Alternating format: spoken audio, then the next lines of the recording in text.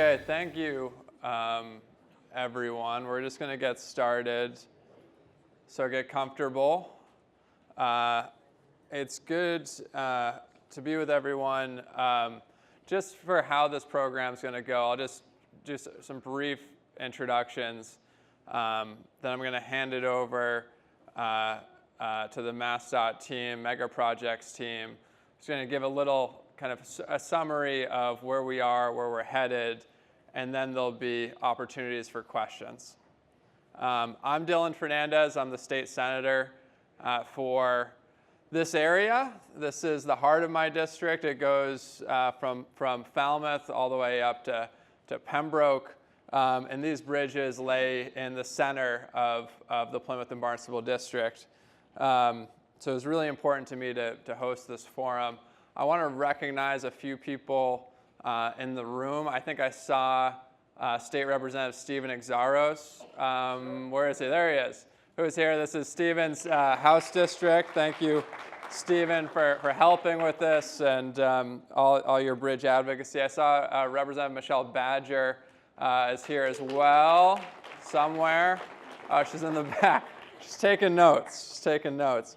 And we have the Bourne Select Board as well represented tonight. Do you guys want to stand and wave, or just wave? Sorry to make you get up. And I saw some Falmouth Select Board members here as well. Heather Goldstone in the back. Any other elected officials that we might have missed? Well, thank you all. That just shows, how seriously the people of the region are taking this, especially the members of the Bourne Select Board who have been steeped in this for a long time and go to every meeting. So they're a really good asset here for the town. I also want to take some time. I just want to thank Admiral McDonald and Mass Maritime for hosting us this evening. We are so fortunate to have a remarkable institution in this academy that provides some of the best education kids will find in the region. One more housekeeping item. This is the first in a series of forums that we're hosting. So if you signed in, we're going to send out a survey afterwards. If you wouldn't mind filling that out, we're genuinely interested to know your feedback, what was helpful, what wasn't helpful, how we can improve these forum series for people. Because ultimately, this is for you. This is for the community. So we also have Senator Sears' office represented here and Representative Hadley Luddy's office represented as well. Look, this is the most consequential project for our region since this canal was built over a century ago. And the decisions that are made around it in the next few years will decide the fate of transportation in this region for the next century. So it's really important to me, and I know to all of you, that we get this right, and also that we have community voices involved, and that this is a public, open, and engaging process. And that's why we're having this forum tonight, and that's why we've announced these series of forums that are going to be going on the Cape. We're also going to have some in Plymouth County as well, to make sure that people have a sense of what's happening and also have their voices heard. Because we know that how incredibly important that is. And we also know that we need new bridges. If anyone is as big a nerd as I am and read the 2020 Army Corps report, you know that they explored all the options out there and came back and said that bridge replacement is by far our best option. And what happens if we don't replace the bridges? According to the report, it says that they have to go through a major rehabilitation, which means that one bridge would be shut down for 9 months, and then 2 years after that, it would go to 1-lane traffic. So that would cripple our region. It just can't happen. And so we need 2 new bridges. The good news is for the Sagamore, that has received federal funding, and that project is underway and also on track to hit its timeline and goals. And so I just came over the bridge. Raise your hand if you just did that.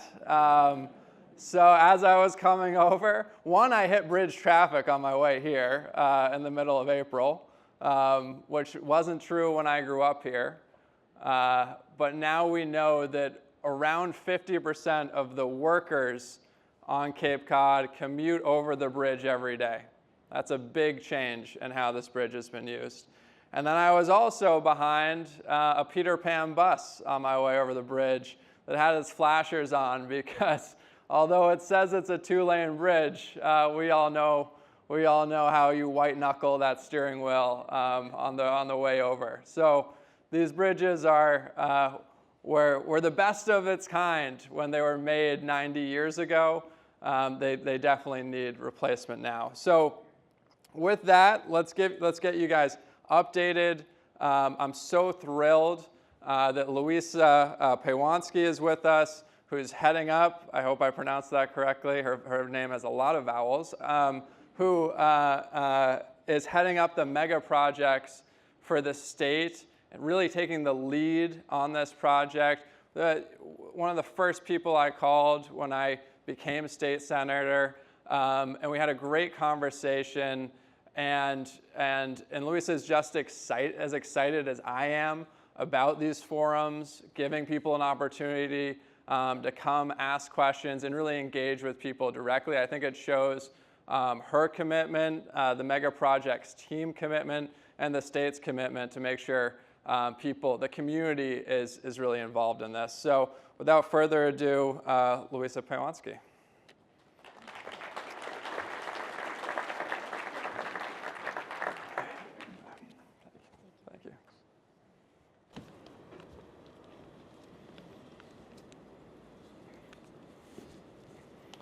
I sit?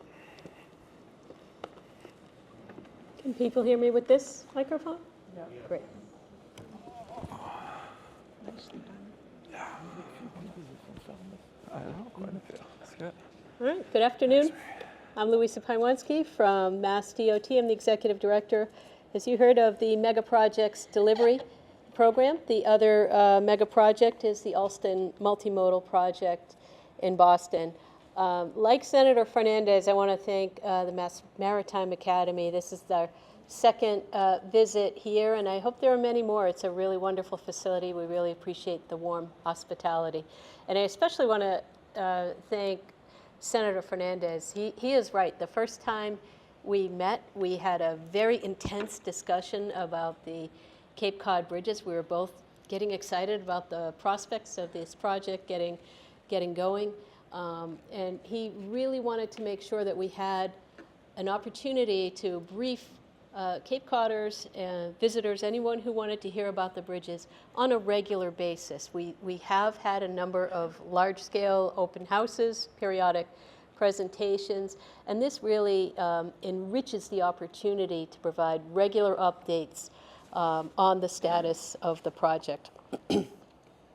Also, I would like to recognize some people in the audience who are joining today. I'm not sure if she has arrived yet, but Sarah Peak, she needs no, there she is, former state representative. Now with the governor's office, and Senator Fernandez was absolutely correct. This is a Commonwealth priority. This is not just a big project that we have at Mass DOT. The governor's office is tracking our progress very carefully. We provide monthly in-person updates and many communications in between, so that's been helpful. Also, former State Rep Joe Sullivan, also former chair of the Transportation Committee. Joe's here? There we go. I'd like to acknowledge somebody who is also a former chair of the Transportation Committee, Tom Kerr, who passed away recently. I just want to say on behalf of Mass DOT, we are sorry for your loss. He was a great leader, a great person, and we miss him as well. I had the opportunity to work with him at Mass DOT. He was a great presence, and we will not forget him. And finally, I'd like to introduce my colleagues. We say often that transportation is a team sport, and this crowd of people joining me today is an example of that. I'd like to recognize, in addition to Sarah Peak from the Governor's Office, my Mass DOT colleagues, John Dallaire, Director of the Right-of-Way Bureau, Rich Bilski of District 5, Ann Kennedy of the Environmental Division, Craig Cashman of the Secretary's Legislative Office, Jackie Goddard of our communications. Did I miss any Mass DOT people? Okay, and our outstanding consulting team led by David Anderson, John Smith, and Mark Kolonowski, all here to help answer your questions and provide information for you today. So let's get to it. Today's agenda, I'm going to speak as Chris... Louder. Thank you. Good advice.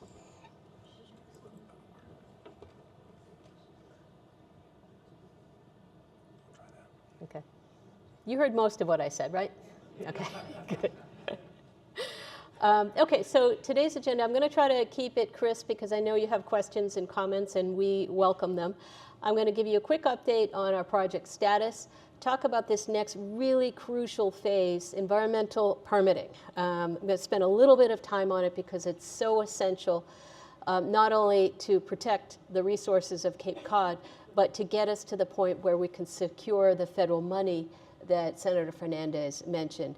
I'm going to talk about some ongoing and future field work. The reason I'm mentioning this is that it is a visible sign of progress, that the Cape Cod bridges are coming. You're going to see people in hard hats and bright yellow safety jackets out doing work. I'm going to explain what that work is, but do know that's a sign of progress.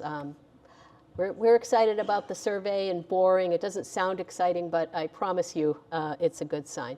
We're also going to talk about something that's been in the news and is an important issue to discuss, the early property acquisitions that whose process we recently started. And I'm going to talk a little bit about what's happening there, why it is happening, and we'll be available to answer questions after that. Then I'm going to get to the schedule, the overall project schedule, and then next steps. And then we'll open it up for your questions. Okay, the project status is what we're doing now, in addition to preparing for the environmental documentation and the submittals and the permits and approvals that we'll need. You're going to hear all about it momentarily. We're doing two key activities. We are coordinating with our fellow agencies, and that just makes me realize I neglected to introduce a very key partner. Craig Martin is here from the U.S. Army Corps of Engineers. That is partner number one. We couldn't do without him and his colleagues. As many of you know, the Corps of Engineers, they own both bridges, and there's a plan in place once the bridges are completed to transfer them to the ownership of the Commonwealth. But we are working shoulder to shoulder with the Corps of Engineers, and we appreciate their presence here today. So we're working with a number of other agencies who have oversight or roles in this project. The list is pretty long. And we're also doing as much public outreach as we can. In addition to Senator Fernandez's really important, good idea of having regular forums, we're also taking the opportunity to meet in smaller presentations, smaller groups. I'll let you know of some of the recent presentations that we've done, as well as communicating with, for example, in Bourne, the Bourne Recreation Authority. And we will continue doing that. We usually say yes when people invite us to speak. Large forums like this, smaller ones as well. You ask us and we will show up. So when I talk about interagency coordination, I am not kidding. This is a long list of, an incomplete list of the agencies that we work with on a regular basis to talk about the bridge projects, to make sure that we have an understanding of what their needs are, to make sure there are no surprises in the environmental process in case they're reviewers, such as the Federal Highway Administration, and to make sure that all of our activities are aligned. They're not duplicating each other, they're not bumping into each other, that we're all working as one large team to advance this project. We're doing it according to a plan you can see we put out in May of 2024, just to make sure that we had a comprehensive list of the agencies we're working with, and we understand the scope of work that we are doing together.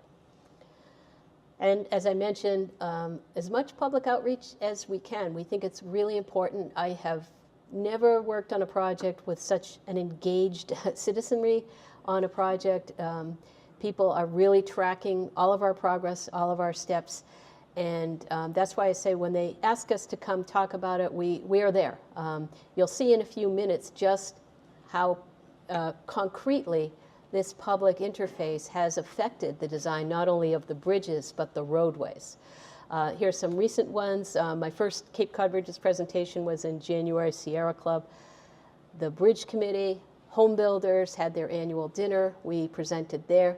Cape and Islands Municipal Leaders Group, the Cape Cod Bridges Advisory Group, Bourne Recreation Authority. The Cape and Islands Bridge Committee we will be updating quarterly, and generally when we finish remarks, we say, feel free to invite us back in a few months if you want to hear what else is happening. So that's a really important part of this project, as you'll see.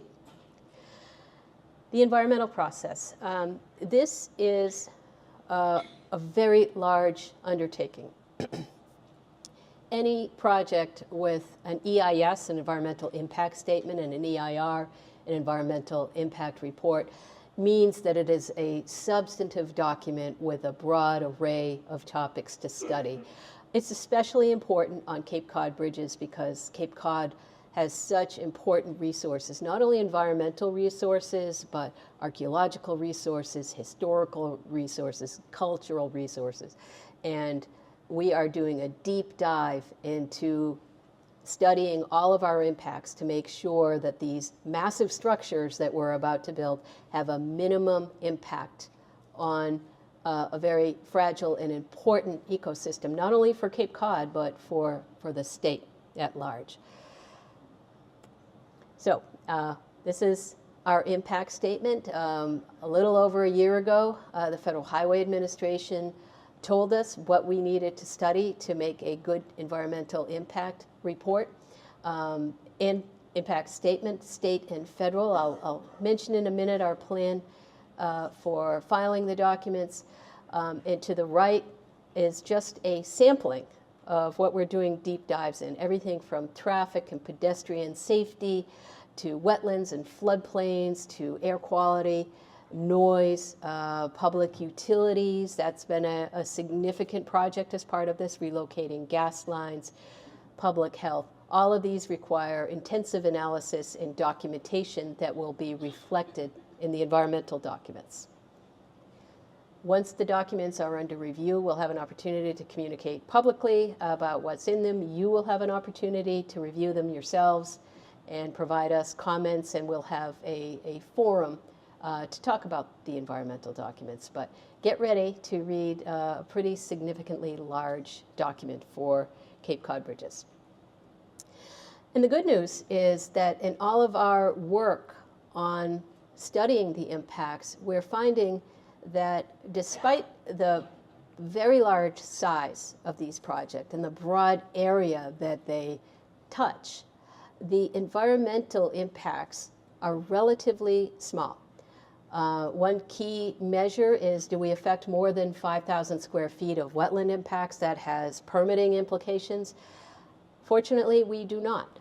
We are able to document safety improvements when you look at the design of the bridge compared to what we have right now. Senator Fernandez mentioned white knuckling over the bridge. We've all been there. The lanes are narrow, and there's really no room for recovery in the event of a breakdown or a crash. So the new bridges will significantly improve the safety. Multimodal, meaning not only trucks and cars will benefit from the new bridges, but so will bicyclists and pedestrians. They connect right to the canal, and it's very difficult to walk or bicycle over the bridge right now. It won't be when we replace them. Navigability improvements. The bridges themselves, we heard how old the bridges are. They're over 90 years old. They are eligible for listing on the National Register of Historic Places and Structures. So they have historical significance. And one way that we've been able to mitigate it is by the very bridge design that you're going to see in a couple of minutes. So even though that's an impact, we're able to soften the blow, so to speak, by having a beautiful bridge design that evokes the current design and captures the historical significance of the current bridges without the age and deterioration of the current bridges. And we found that despite a long history of human settlement here on Cape Cod, the impacts to sensitive archaeological resources are not anticipated to be significant. So all good news for getting through the environmental process. We talk about the MEPA and NEPA process, the federal process, the state process, but it actually is broken down into a number of components. The EIS and EIR that I mentioned, those are the big ones, but there are a number of other permits and approvals that we need to get, addressing the coastal zone, addressing historic resources, addressing the Clean Water Act. I won't bore you by listing all of these, but I will say on both the state and federal side, we have a lot of work to do to get the environmental permits and approvals we need to build the new Cape Cod bridges. Okay.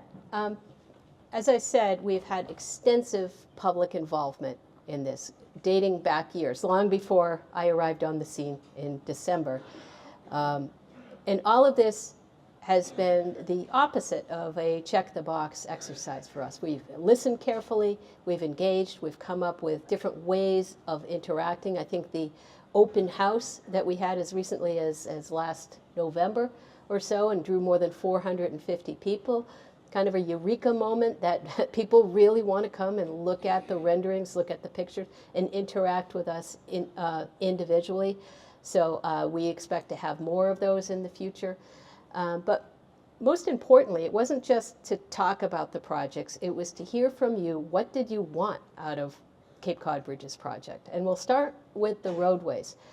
We presented dozens and dozens of interchange ideas at these public meetings, and winnowing through them, not only at the advisory group, but in public forums, we got public consensus on what the interchange designs are. These are really important. The bridges get all the attention, but one of the problems with the current bridges is that the interaction of the bridge and the current interchanges are poor. They poorly connect to the regional system. Part of the traffic problems that you're facing right now are not only due to the bridges, but to the interchanges. So we're designing interchanges with significant input from you that will address those concerns, that will ease the traffic, but most importantly, reflect what you asked us to do. So we will take your consensus recommendation to us, and we will put it as a recommended alternative in our environmental documents. And this is what the new bridge will look like. It's a twin network tied arch bridge type. Again, it came from you. It came from Cape Cod residents who showed up at our meetings. You told us what you really liked was that beautiful, graceful arch. We showed you a number of different alternatives, and this is the one that you liked. It had, of course, to have technical evaluation with our bridge designers, but it also had a whole lot of public input. And this is what you said most closely matched your desire to evoke the current bridges, but function much better than the current bridges. You'll notice the piers are outside of the water. There have been some discussions publicly about vessel strikes of bridges. You'll see that this prevents that from happening. There are a number of design interventions that will help keep the bridge safe and secure. Also, we talked earlier about how difficult it is to walk or bike over it, or much less connect to the beautiful pathways along the canals and into Cape Cod. It will be much easier when the new bridge is built, the Sagamore. This is a rendering. This isn't exactly what it looks like, but it's what we're talking about, a 14-foot wide shared use path. Shared use means bicyclists and pedestrians. You can see there's a little lookout area that we're contemplating putting in the design. We both want to keep people safe by having fencing alongside the shared use path, and we recognize that people want to look out at a spectacular view. So we're looking at different types of fencing materials that will blend that security and visibility for people traveling over the bridge. We're also talking about design elements, including landscaping that will signal to people that they've arrived in a very special place. And we'll have more to say about that in future presentations. So when I talk about a more efficient design from a traffic perspective, as I mentioned, the current bridge has two 10-foot lanes. It's 40 feet wide. I'm sorry, 4 10-foot lanes, 40 feet wide, curb to curb, 6.5-foot sidewalk, which is minimal, and no real breakdown capacity.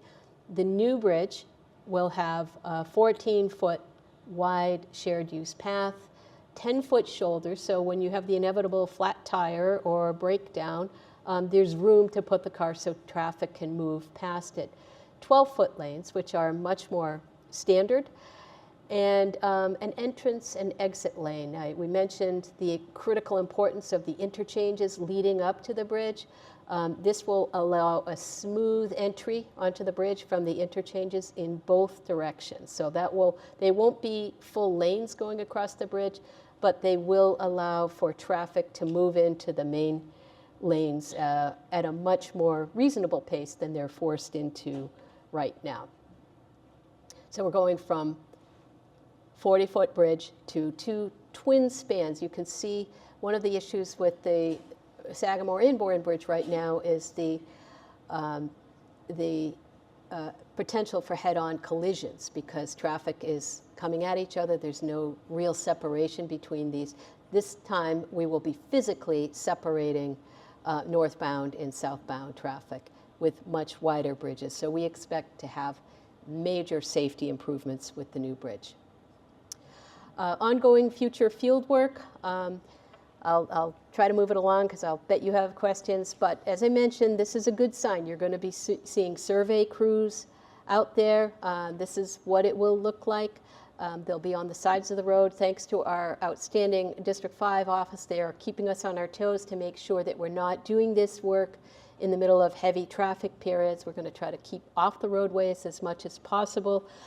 It is possible that some of our survey crews will need to step onto private property, and we will make sure that all property owners get adequate notification about that. But the work is being performed to make sure that we are accurately describing base or current conditions so that the design can reflect an accurate current condition and can respond to current conditions. So the survey work really is important. Not glamorous and probably often not noticed, but when you see them, you'll know what it's about. Borings, this is taking sort of core samples. You can see an example of some of the equipment that we'll be using. If you see it nearby, currently it's taking place on Army Corps of Engineers property. It will be coming to Town of Bourne property along state highways. And in the fall, we'll be notifying some property owners that we will be taking some of these borings in their yards. It will require some vegetation management and occasional taking of a tree or paring back of tree branches. If that is the case, we will compensate the property owner. That will not take place until the fall, again with full notification. But it is designed to make sure that we understand the composition and strength of the soil. That helps us design a more robust bridge project and approaches. And finally, you'll see some work, subsurface utility engineering. Utilities is often unseen, but really critical part of this work. We need it to develop a utility relocation plan. You've probably heard about the big gas line removal, and it will run under the canal, but there's a lot of other utility work that needs to take place too. So our crews will be out there. You'll see them out there pulling up manhole covers and putting their equipment out there. That's what it's about. It's about the Cape Cod Bridges project. Property acquisitions is something you may have heard in the news. And I will say, first of all, that a project of this size and complexity goes through a very long design period. And one of our major inputs to the design is trying to minimize impacts to private property, especially homes. Did the mic work? Yeah, okay. So we try to avoid any impacts to private properties. We try to avoid taking portions of homes, portions of yards, and especially we try to avoid taking homes in their entirety. In this case, with the Sagamore Bridge, it was unavoidable. As I've said, the bridges are massive. The new bridge is touching down in a settled neighborhood, and we have contacted property owners to let them know that we will be taking their homes by eminent domain. We recognize that this is a hugely disruptive process for homeowners, and that is a very hard piece of news to accept. The Commonwealth acquisition process is governed by federal and state regulations. They're all designed to make sure that property owners get every nickel they have coming to them, not only to compensate them for the loss of their home, but to compensate them for relocation and many other associated costs, right down to differences in mortgage rates. They will be made whole. That said, we understand that this is not a financial transaction only. In many cases, people know their neighbors, they've raised their families there. And one of the reasons that we started 2.5 years before construction was we wanted to give homeowners adequate time. We don't want to be rushing people out of their homes to make way for heavy equipment or anything like that. So we started early. We're in conversations with homeowners right now, but I wanted you to hear directly from us that it is something we try to avoid, and we try to handle it as sensitively as we can. The purpose of these acquisitions is multiple. One is that the neighborhood that is primarily affected by the home takings is very close to the path of the new bridge touching down. Initially, some of that land will be used to assemble the massive cranes that will be working in the water and on shore to assemble the bridge. But after that, we will be building temporary retaining walls, providing platforms on the site where the homes are currently on. And then as the bridge is constructed, that land will be used for stormwater management infrastructure, the new bridges, approaches, shared use paths, and access points for our maintenance and operations crews. So I think some of the initial public discussion of this was we just needed it for temporary storage of equipment. The needs are far more permanent than that, again, recognizing the impact on homeowners. So it is for a public purpose, and it will be a permanent public purpose related to the construction of the Sagamore Bridge. And this is just sort of giving you an example. This is a rendering, of course, but I mentioned the huge size of the cranes that will be working to put together the bridges, and some of these brown buildings here represent the homes. So you can see that it will be a construction zone. It would not be advisable or safe for these particular homes that we've identified to have families living in them due to the heavy work that's going on. Finally, I'd like to talk a little bit about the schedule. We will be right now working busily, sharing portions of our environmental documents with our federal partners and state partners. Summer of 2025, we will be filing our state and federal environmental documents.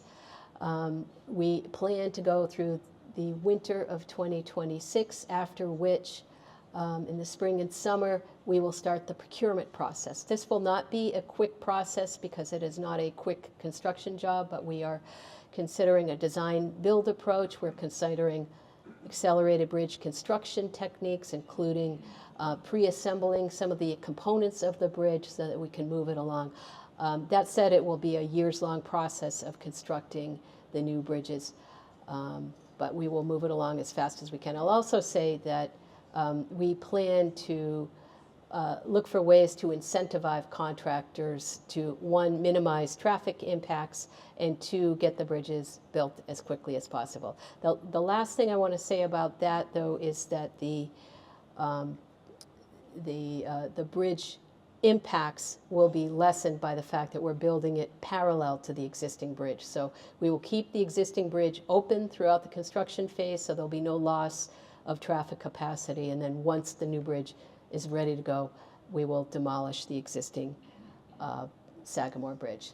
And just next steps, continuing our coordination with our federal and state partners, continuing to advance the design. We're advancing the design and permitting of both Sagamore and Bourne bridges.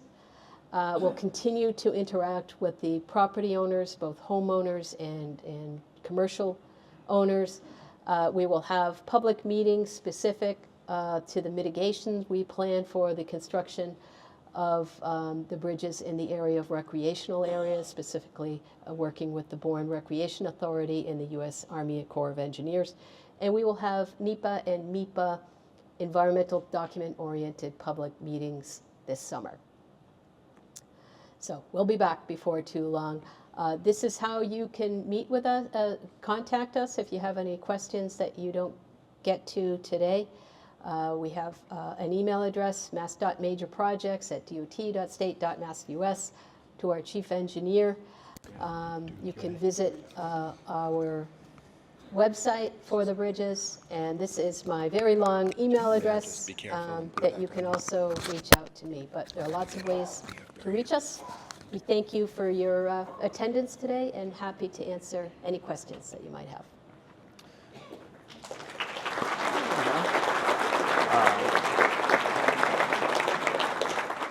Do you want to just take this? That's great. Now we'll open it up for questions for the remainder of the time. We got a solid 45 minutes. Just come to the mics.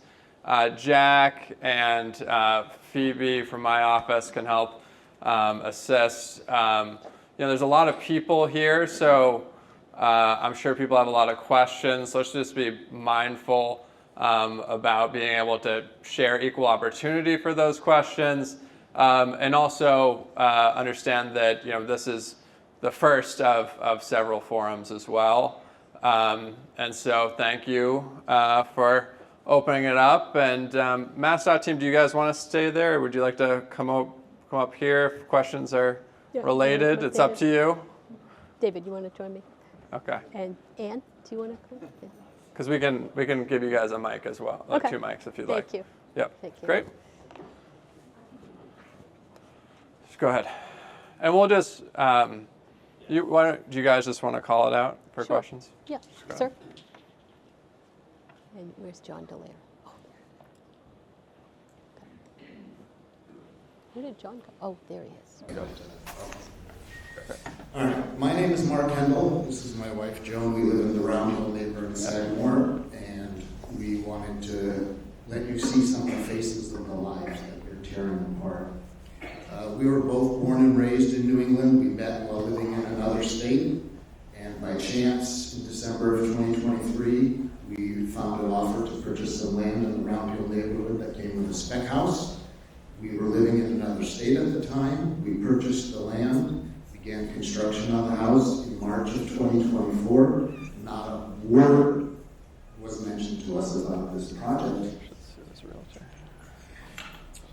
We saved our entire life savings to buy this house. This was our forever home. We both had a dream of living on the Cape since we were kids and growing up in New England. And we moved across the country to be here, and we are not happy. So on March 3rd, we got a knock on our door about this eminent domain, and we were both in shock. We still are. We've got questions going through our head. Every day the stress is totally unbearable. The toll on our mental and physical health is visible to us every single day. We're confused, we're angry, we're stressed, we're worried about our future. We don't have the mental or physical endurance to move again. This was our forever home. We are not against fixing the bridges, we understand that, but there have to be other options that don't destroy a historic neighborhood on the Cape and our dream home that we built to our specifications. So our questions are I just have 7 questions, and I'll just read them because I want them on the record. But we want to know where the report on the bridge that explains exactly what the problems are with it, so we can read it. Senator Fernandez referred to that 2020 report by the Army Corps. I read it. It does not have details. It just has, here's what we think. Why can't the bridge be repaired? Again, that's in the report a little bit, but we would like to see some details of why. Why are there other options for replacement that don't affect our neighborhood that were rejected? On the original website, when we finally got to it, we just moved into our house like 4 months ago. And we finally stumbled on the website. We see a bunch of other options with red X's on them. Who decided that? Who decided the bridge had to be on this side instead of that side where there would be less impact to neighborhoods and homes? How can you do all this taking without having a final plan? You've told us yourself that you don't even have a final plan. You don't have the permits you need. What happens? This has happened in my hometown of New London, Connecticut. What happens when you take land from people and then don't use it and you've destroyed their lives and moved them out?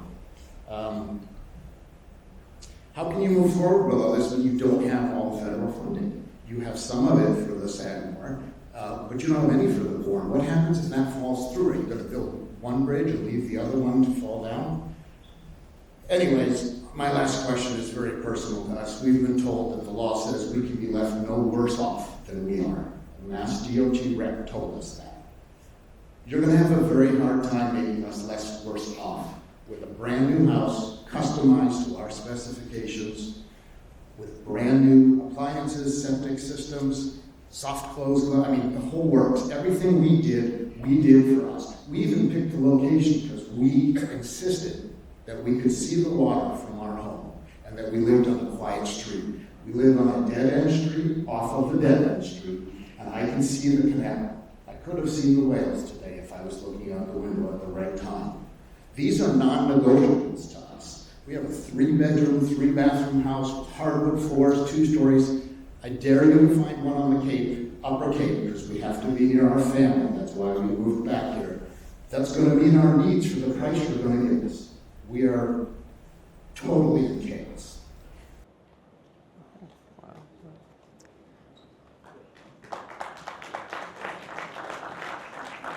Okay, let me just very briefly respond. I just want to acknowledge the disruption and how upset you are. I understand. We understand. And when we say we're going to make you whole, we know that we're talking about financially. We can't replace your home exactly for you. We understand that this is hugely disruptive.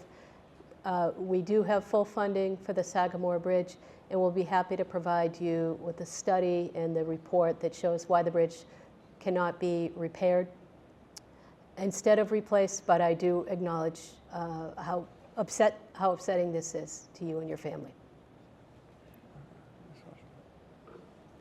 Yeah, go ahead, Phoebe.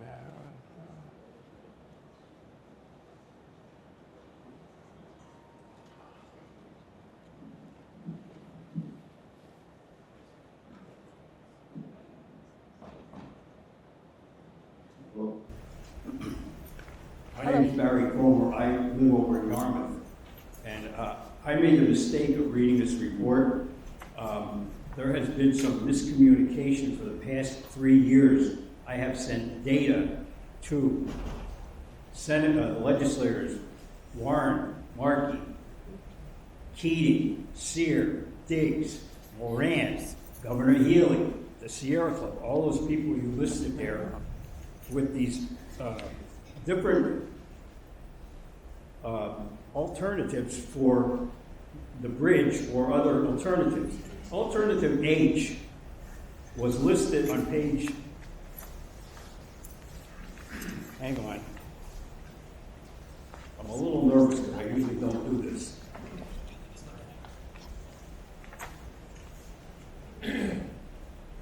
ES6.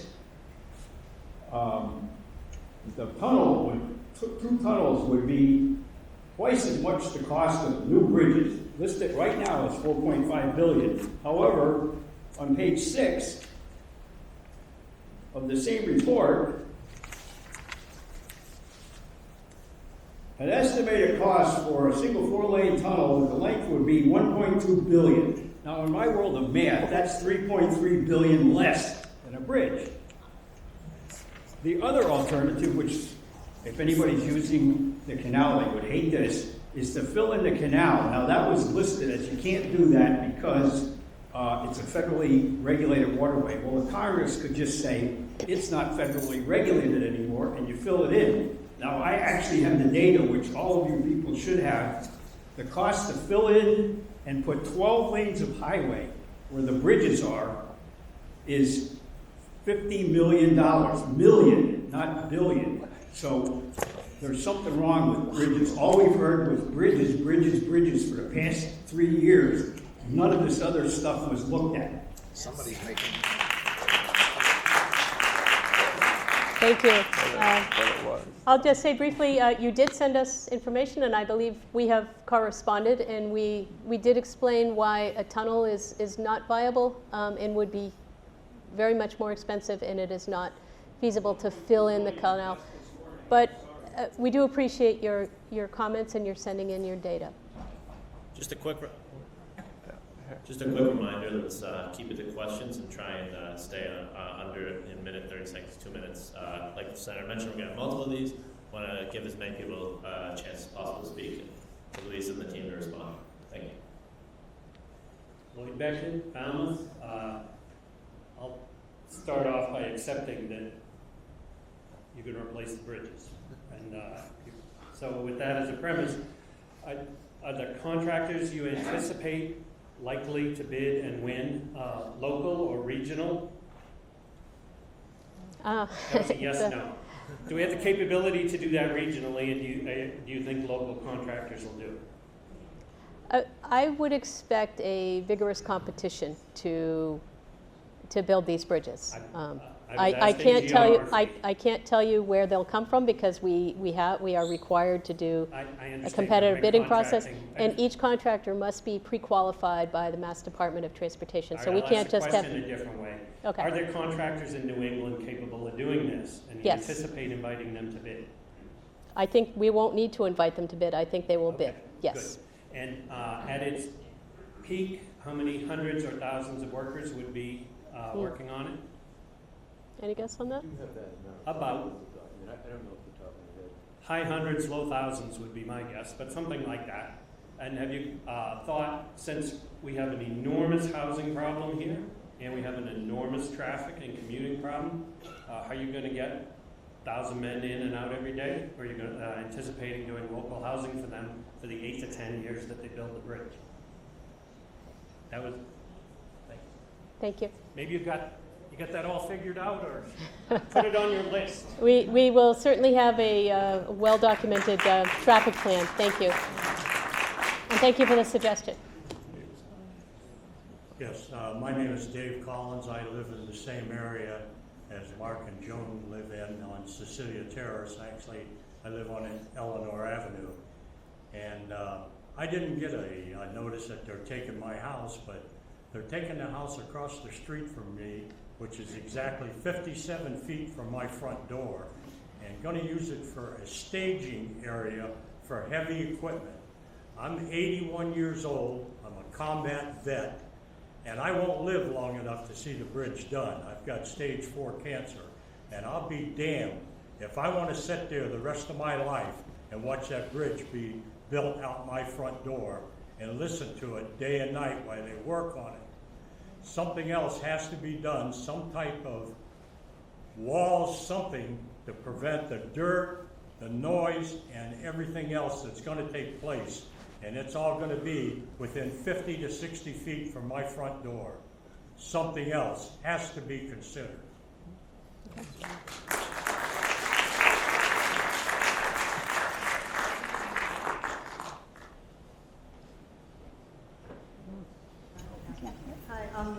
Leslie Fields from Falmouth, and I just had a question about the permitting. Is the permitting for both bridges being done at the same time, or so Yes. that NEPA, BIR process is all happening for both bridges? Okay, all right. Yes. And the state, all the permits, okay, all right, thanks.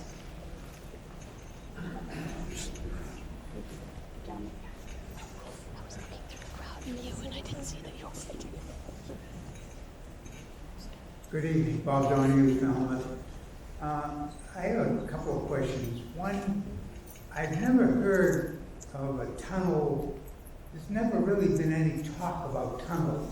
And what would the cost of doing this as a tunnel be against what the 9, 10, 12 billion, whatever the number is today? You're darn well sure 10 years from now, there's going to be a lot more. So, and I guess my second question would be, the present administration is trying to scatter all kinds of projects. We see it in the funding for our doctors and scientists. What is to prevent them from saying to the bridge engineers that, sorry, we're taking that money away. You're going to have to reapply, and we'll go right back to what we were doing, 10 years ago when we first started talking, or 12 years, whatever it was, when we started talking about this. Is that at all possible that the administration could take away the funding and leave this project high and dry? And two, what is the cost of doing tunnels against this? It seems to me that if a tunnel could be done, it's the best way to go. Less impact on everybody. Yeah, absolutely. Thank you. Thank you. I will answer the question about the funding and ask David to respond to your question about the tunnel. Yes, sorry about that. I'll answer the funding question, and my colleague David will answer the tunnel question. The bridges, keep in mind, are federally owned facilities.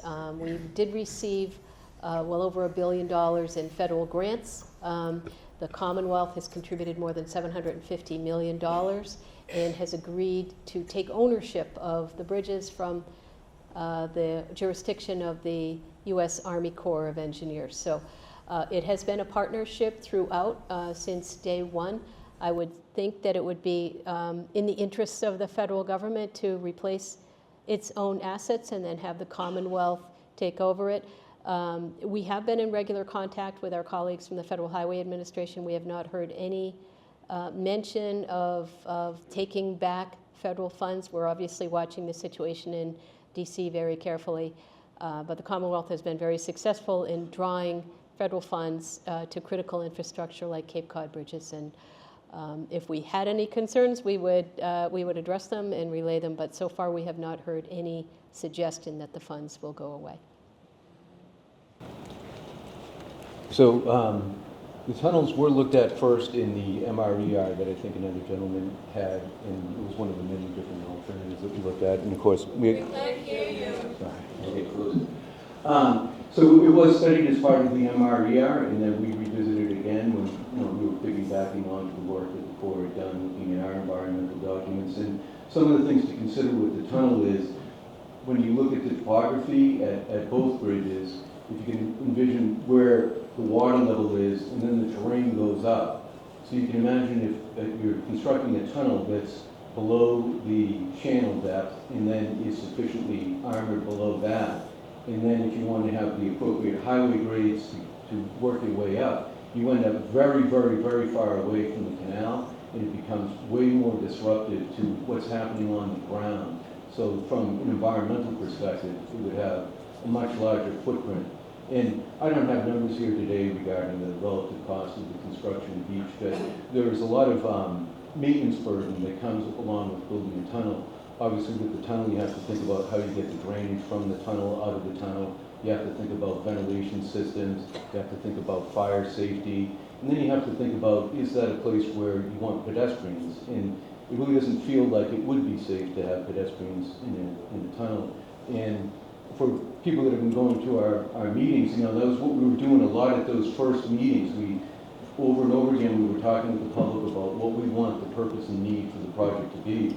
And one of the things that was deemed as important is that it was something that was a safe and efficient way for all users to cross the canal. And when we were talking about all users, we were talking about not only people that are in a car, but people that are on a bike, people that are walking, people that are in a wheelchair, people that are doing whatever, that they'd be able to enjoy getting across the canal. And it didn't feel like the tunnel offered that basic thing that was part of the purpose and need.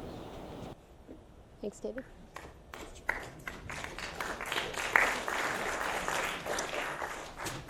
Hi, Tim Carter, Buzzards Bay. A question: when you decided to do the Forestside Bridge, I live on Buzzards Bay on this side of the bridge. What impact would that have on the neighborhoods like where I live, Laraford Road? Is there going to be impositions for properties and homes on that? Where's all that going to land? Should I start thinking about selling my house now? This type of a thing. So. I didn't touch what street. I live in Bayberry, right up here the road.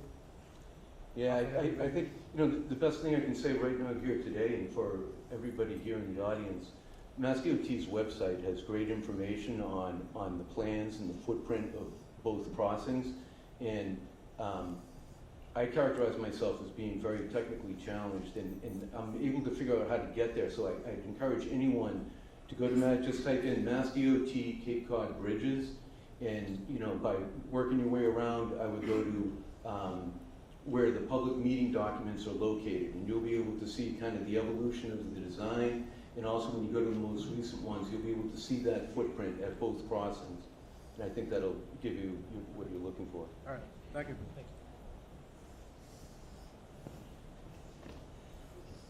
Yeah, my name is Ken Barron, 50 years resident on Cape Cod, and I'm curious why it's going to take 10 years.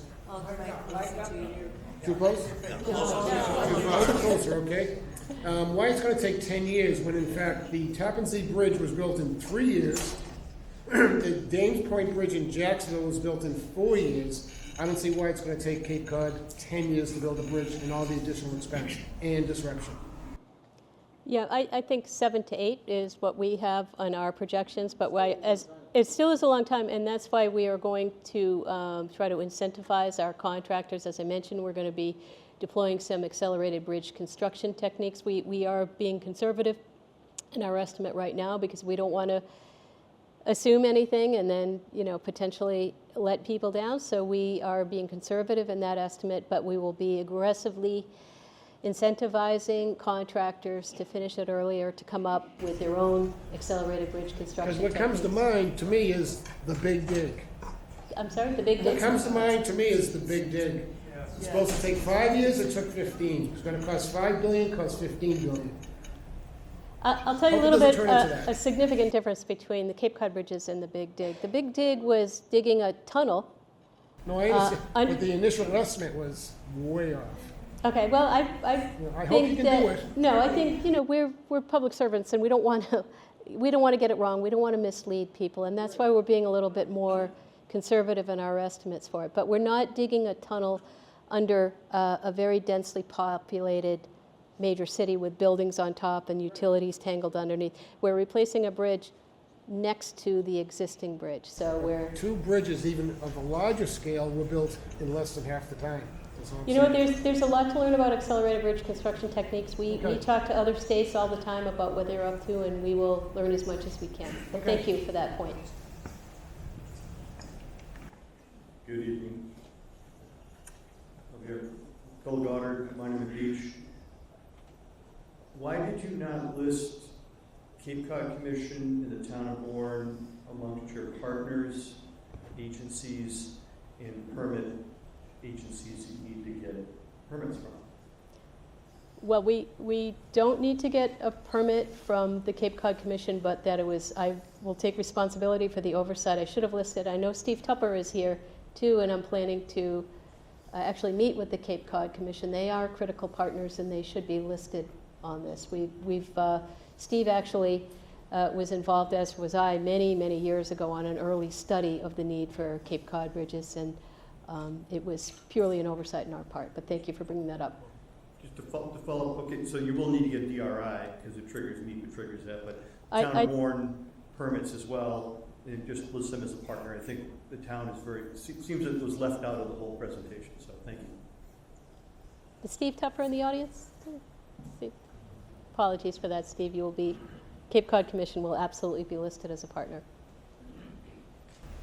Hi, I'm Judy Furman from Sagamore Beach, and I was very involved with the Cape Cod Commission in a lot of those early conversations, and I do commend the Cape Cod Commission and all of you folks for entertaining our questions and getting together with us over that time.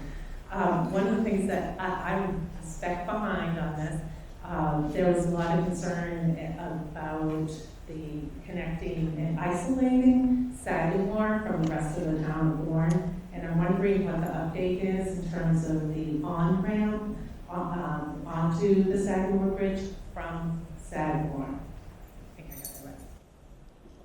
That's too bad we don't have that slide. So, is this the on-ramp that would be like the existing ramp where the Christmas tree shop is? Yeah. Oh. Yes. Because So I couldn't tell from the simulation of what, if that was the most recent or, what the status is of that. And because we don't want to isolate Sagamore from the rest of Bourne, and recognizing that Bourne is on both sides of the canal. So that's why we really put our voice forward. Thank you. Yeah, what it came out of our interchange analysis is that move, instead of being kind of in that location where it is today by the Christmas tree shop, that travelers would go onto the Mid-Cape connector and then go under Route 6 and then come up and onto the bridge. So by pulling that back further, like further south or further onto the Cape, then there's more room for them to get up to the elevation that they need, so, and more room for merging. Do you have an updated design of that? Yeah, if you go to the website, all the, you'll be able to, like, if you go back in time, you can watch how we kind of worked our way down to the recommended ones. In the last few public meetings and open houses, you'll see the recommended ones. It'll be there. My name is Joan Hendel, and I have a question about the other side of the bridge. Why can't you use the existing parking lots that are downhill from the existing Christmas tree shop that will be torn down and be used later on, what I hear, and please confirm, as low-income housing?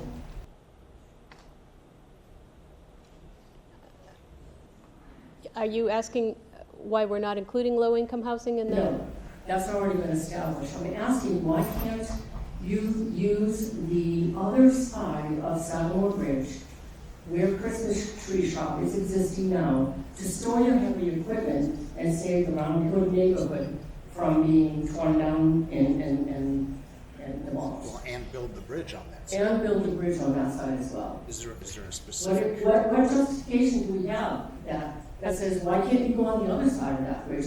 That would be lower impact. Okay, I will answer the question about the uses, and David will answer the question about the bridge alignment.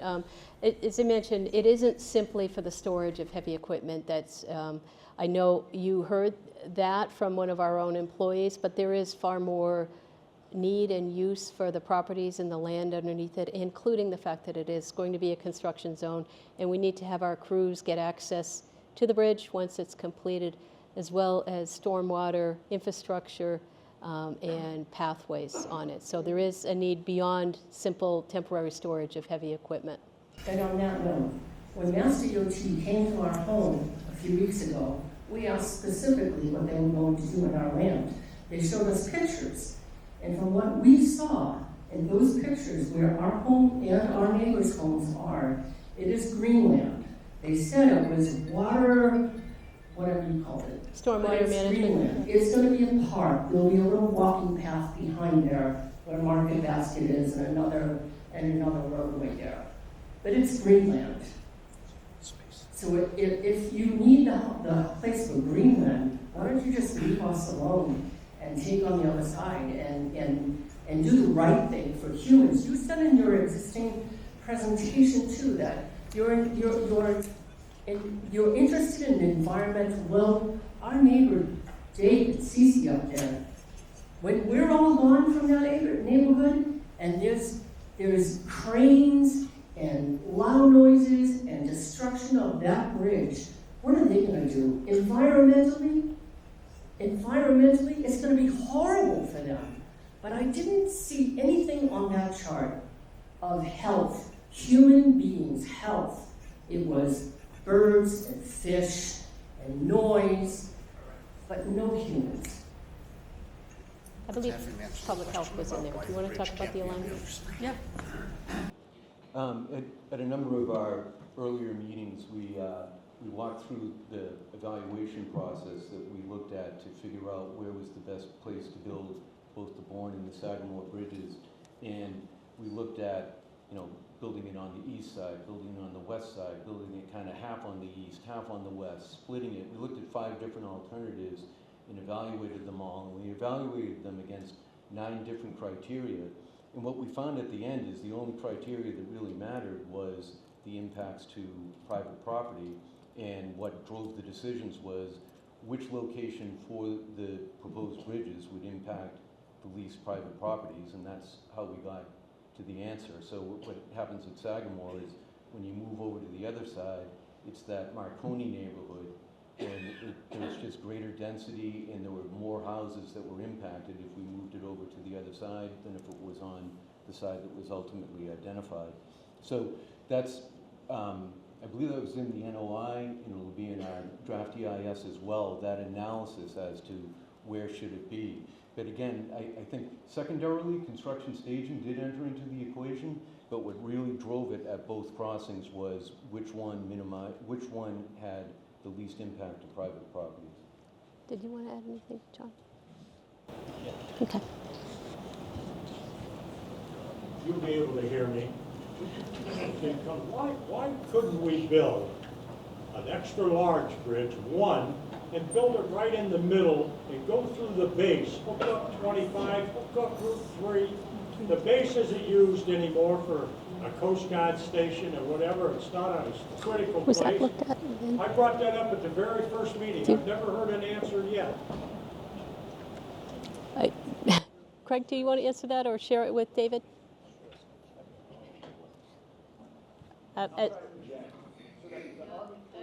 As a reminder, Craig is with the U.S. Army Corps of Engineers. Thank you, Craig. So as part of the Army Corps' major rehabilitation evaluation report, we did evaluate a single bridge. And there was numerous, you already have connections at Route 3, Route 6, 25 and 28. You would bring more traffic to the center of the canal. You would then have to build out more transportation infrastructure to connect to those. It is not really a viable option. And the bases, Department of Defense recognized important asset. So just simply going through that was not an option. Thank you, Craig.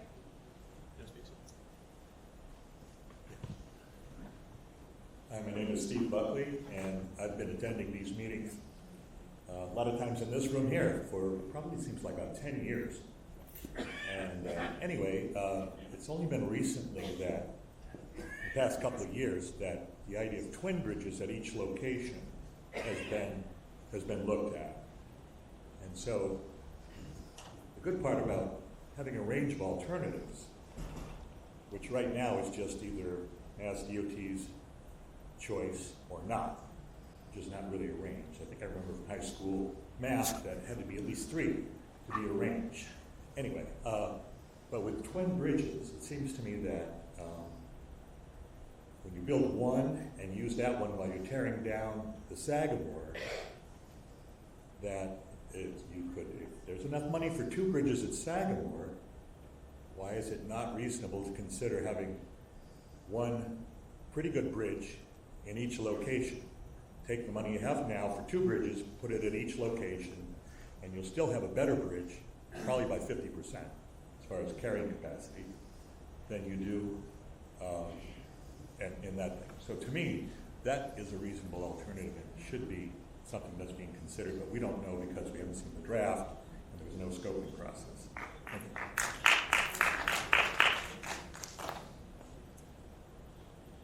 Thank you.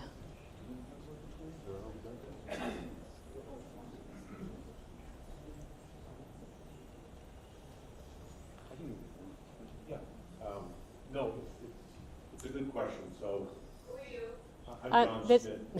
I'm sorry, John Smith with our consultant team in charge of civil design. Structural design, apologies. No, it's a good question. I mean, we started out with making the highway meet current standards for safety, and that's why you get the number of lanes you do. And then when we look at staging, how to build those bridges, there's a great staging advantage to building one further away.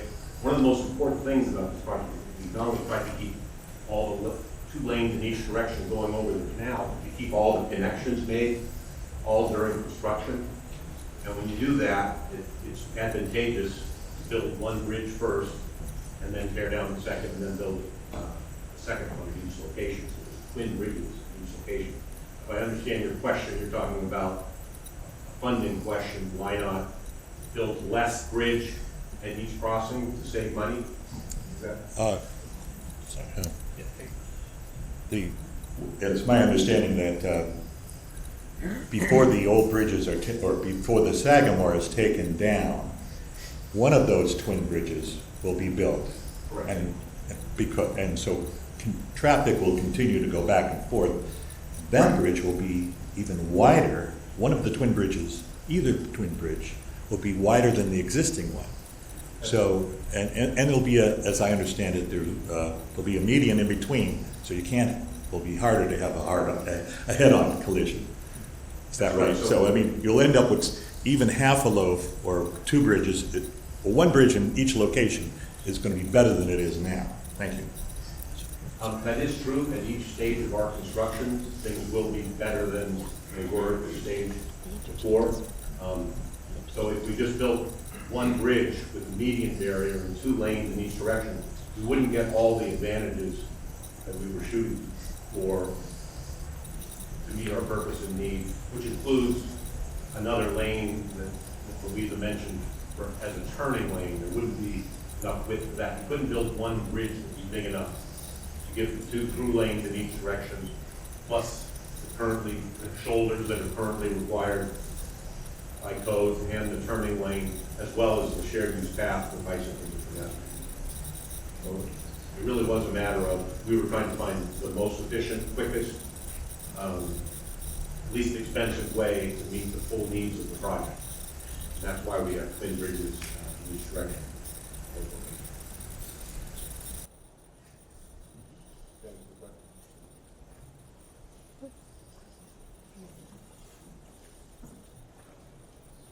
Oh, I'm sorry.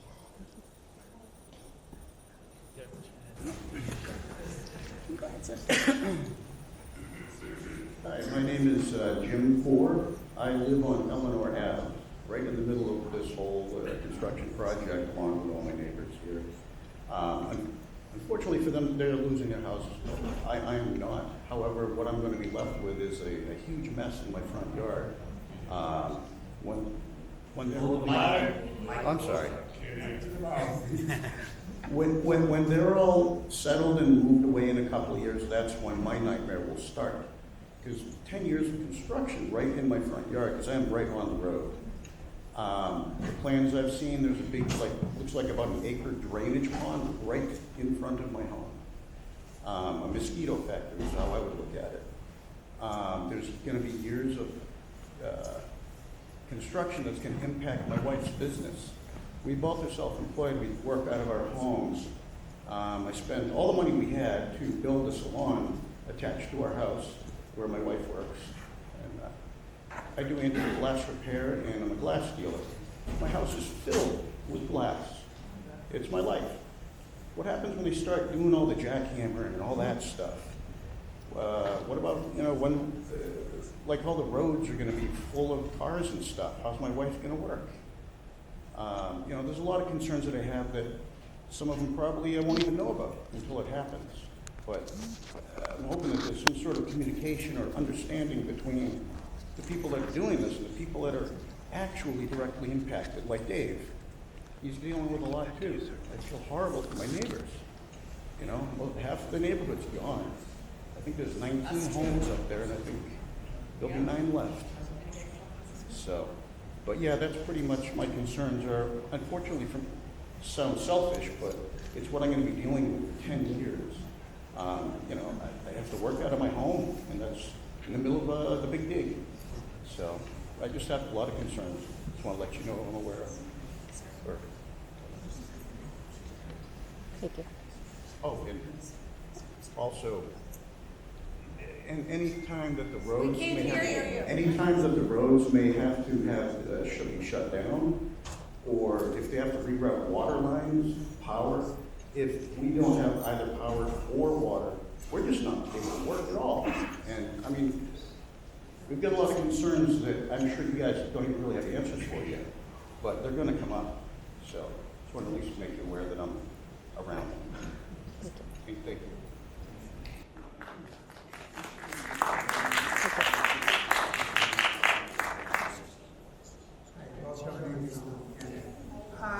I'm not convinced in my mind. We put in the Ted Williams Tunnel under buildings under the ocean. We just did, what is it, the Sumner Tunnel or the other one we just rebuilt under the ocean. And you're telling me you can't build a tunnel under the canal? That it's going to be harder to do that than build 4 bridges and screw up everybody's lives over 10 years, and it's been more than 10. We've been fighting this over this. I thought this thing would be built by now at one point in my life. So I really think you guys should look back and say, could we do the tunnel? I know maybe it's another few $1 billion more to do it, but I think it'd be a better way of dealing with it. And as far as crossing the bridge is concerned, people walking across or bicycling across, if 500 people walk across both bridges every year, I'll bet you it's an overestimate. Yes. So, you know, you're not telling me, and I'm not affected, but boy, you're affecting these people, and I just don't see it. Sorry.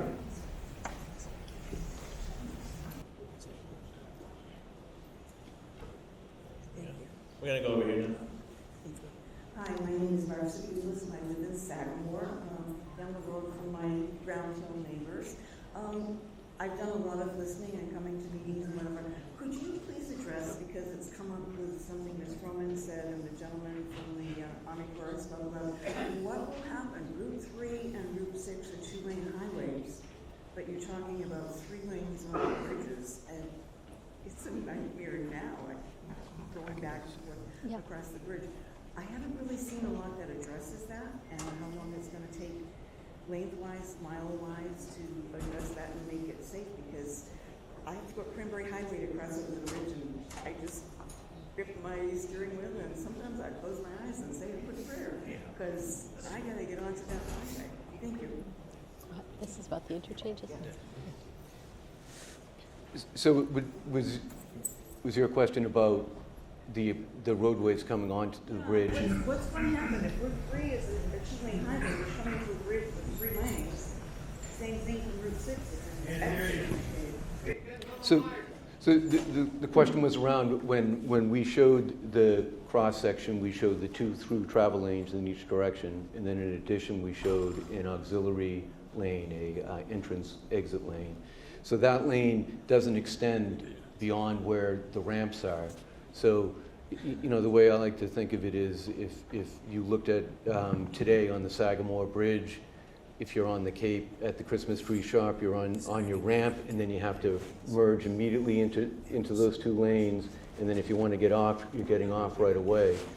And the idea with the entrance-exit lane is that you'd have sufficient length to safely not only allow for the vehicles to come up and not have to immediately get into the travel lane, but over time attain the speed they need as they're going uphill onto the bridge to then merge into that, that right-hand travel lane, but also enough room for the other people that are getting off on the other side of the canal. So that lane only exists between the on-ramp on one side and the exit ramp on the other side. There is still the same number of lanes coming across that are going through. The anticipated speed limit for crossing the bridge.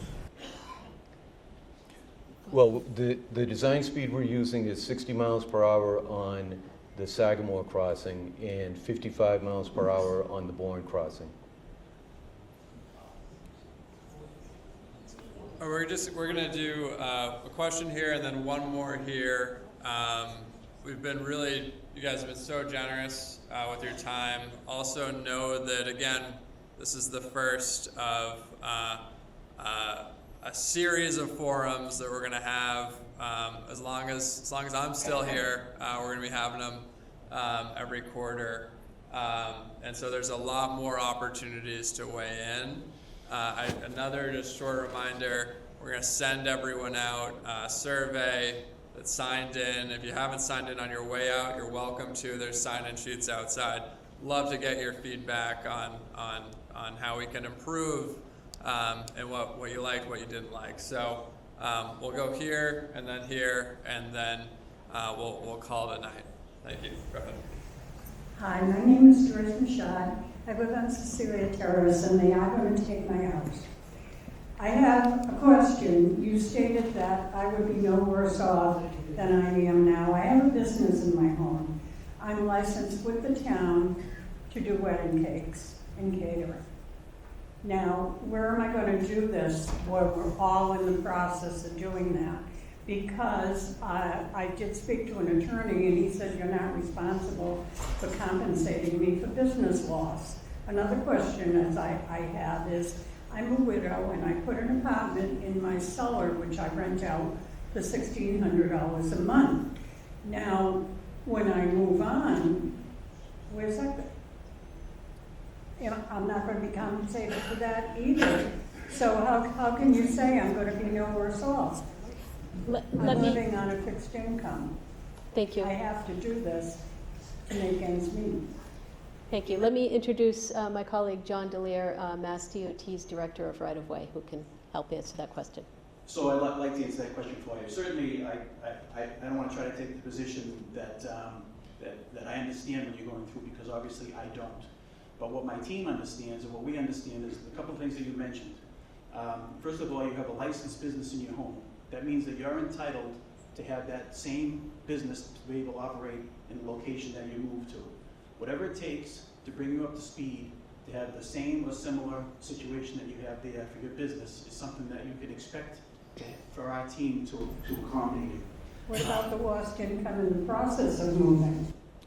Well, I think what we'd like to do is we try to coordinate it as best we can so that you don't have any lag time between moving from your home with your business working to your new location. That's what we would strive to do so that you wouldn't have any loss. And what I would also say is you mentioned that you have a tenant. So you're entitled to have the same kind of a home with the same situation that you have not only for your business, but what you have in a tenant. So when we come to a point where you're compensated for your home and we're looking for a new location, that location must be consistent with what you've lost. So you should be able to have all of those things. And that's what we work towards, and that's what the team will work toward to help you to reach that goal. Okay, thank you. I'm going to hold you to your word. Absolutely. Thank you, John. Last word. Good evening. Thanks, Senator Fernandez, for doing this. Thanks, Mass DOT. My name is Paresh Patel. 5 years old and born.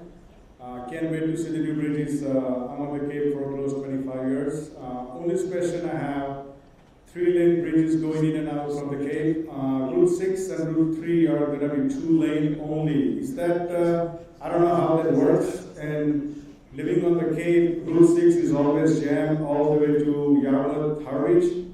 Any thought from Massachusetts Highway Department to expand Route 6 three ways, some areas, or that's just gonna be just like that, how it works? Three lane from the bridges going into the Route 6 2-lane, how that would impact the traffic? Let me just clarify that the bridges are not going to be 3 lanes in each direction. There'll be 2 travel lanes in each direction.